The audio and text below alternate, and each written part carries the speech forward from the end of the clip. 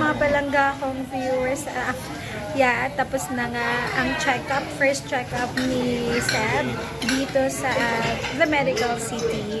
At ito na nga mga palangga akong viewers, nandito kami ngayon for lunch. Kain na nanay and tatay, kaya ganito pala ang senaryo kapag kasama mo ang anak mo. Hindi pwedeng kumain ng sabay kasi si Babe ang may hawak kay Sab. So, dapat ako muna. And good ang lahat ng timbang ni Sab, dumadagdag. Lahat, okay. Yung laki ng kanyang ulo, ng weight niya, ng height niya. Very good. Doc Reyes na PDN ni Sab dito sa The Medical City. Yung kanyang imo-monitor namin yung color na skin niya.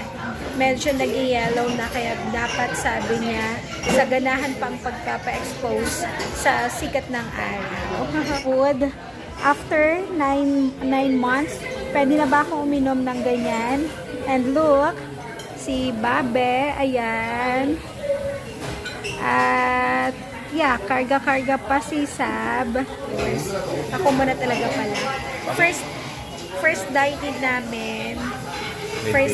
With baby Seb. Saya. Ganito pa rin mga palangga akong viewers yung senaryo ng mga nanay at tatay.